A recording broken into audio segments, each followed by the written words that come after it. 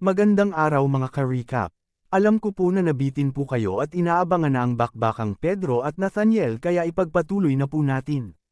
Pagkatapos nga na atakihin ng dalawang killer si Pedro ay mabilis niya lang itong pinabagsak. Napahanga pati si Nathaniel sa ginawa niya. Nagsalita si Nathaniel at nagsimulang magkalkula kung gaano katagal bago mamatay ang isang tao, 1 minuto at 12 segundo kapag ang artery ang naputol. 40 segundo naman kapag sa veins. Kapag naman sa carotid artery ay 12 segundo lamang. Ipagpalagay na lang daw na 1 minuto bawat tao ang kaya ni Kim Sun-go at mayroong 100 miyembro ng ahente funerario ang nakapalibot sa kanya. Aabutin ng 100 minuto o halos 2 oras bago maubos silang lahat ni Sun-go.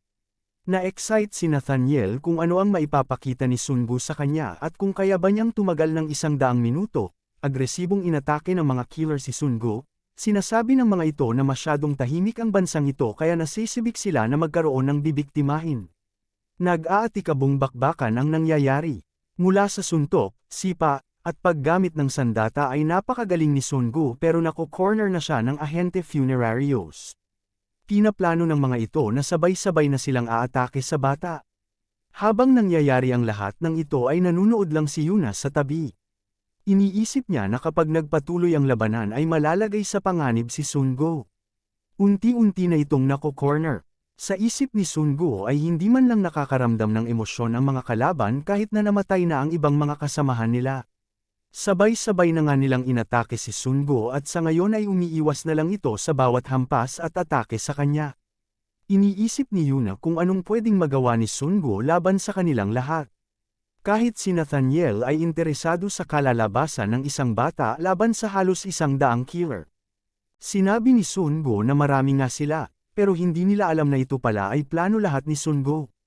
Sa corner pala ay nandoon ang emergency fire hose. Bigla itong kinuha ni Sun-go at binomba sa lahat ng nasa harap niya. Sinabi ni Sun-go na bakit sila na sorpresa nagsisimula pa lang siya pero ilang sandali lang ay biglang naubos na ang tubig sa hose. Mukhang doon lang nagtatapos ang paglalaro niya sa tubig. Tinawanan siya ng mga kalaban at sinabing hindi sila mapapatay ng tubig sa hose. Pero ngumiti lang si Sun-go at sinagot sila na nagsisimula pa lang siya. Tumayo siya sa natumbang upuan at kinuha niya ang defibrillator at inadjust sa pinakamataas na boltahe. Sinabi ni Jong-hyuk na ito na ang tunay na digmaan sabay lagay ng paddle sa sahig na puno ng tubig. Nakuryente halos lahat na nasa harapan niya at ganun-ganun na lang ay kalahati ng kalaban ang napatumba niya. Napabilib si Nathaniel sa ginawa niya. Anong sorpresa pa daw ang maipapakita ni Sun-go sa kanya? Lalong nagiging interesado si Nathaniel sa kanya. Nagsalita si Nathaniel at sinabing mali siya, hindi na aabot ng 100 minuto ang laban dahil halos kalahati ng ahentes ay napatumba na niya. Baka 1 oras na lang labanan saad ni Nathaniel. Sumagot naman si Sun-go na medyo nainis. Masyado daw mahaba ang 1 oras para sa mga natitirang tauhan ni Nathaniel. Kinuha niya ang isang chart at nagsimulang sumulat. Nagtaka ang iba bakit daw itong nagsimulang sumulat. Pagkatapos niya magsulat ay tinapon niya ang chart sa harap ng mga kalaban. Ito ay duhit ng isang tao na nilagyan ni Sun-go ng X sa leeg. Tinanong nila kung anong ginawa niya. Suot nila ang doctor's gown pero wala ni isa sa kanila ang alam ng ibig sabihin nito, painsultong sagot ni Sun-go sa kanila. Ibig sabihin nito ay labis na pagdurugo dulot ng saksak sa carotid artery. Ito ang magiging sanhi ng kanilang pagkamatay. Biglang umatake si Sun-go. Napagtanto ng isang ahente na hindi nila nakita. Huli na ang lahat, hindi nila kaya ang lebel ng bata na nasa harap nila.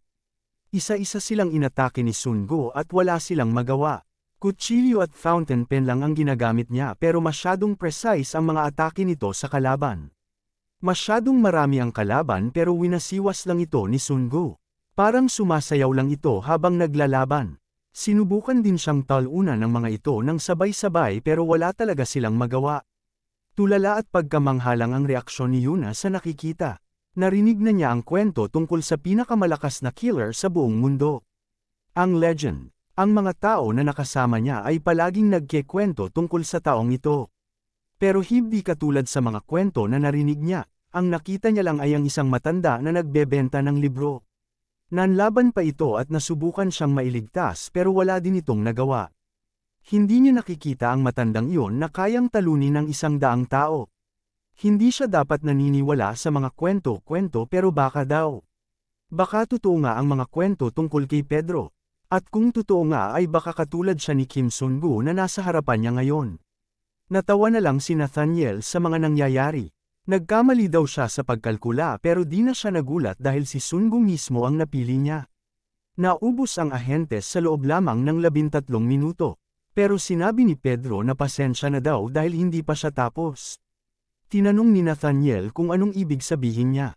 Sinabi ni Sun-gu na dahil daw buhay pa si Nathaniel at kailangan niya din itong tapusin. Binigyan siya ng pagpipilian ni Kim Sun-gu. Bababa daw ba ito, o siya na mismo ang aakyat kay Nathaniel? Biglang tumalon pababa si Nathaniel at nawasak ang binagsakan nito. Sinabi ni Nathaniel kung nasagot daw ba nito ang tanong niya. Magpapang-abot na nga ba ang dalawang disciple? Abangan nating muli sa susunod na kabanata. Maraming salamat po sa panonood, and please like our videos and subscribe to our channel mga ka-recap. See you!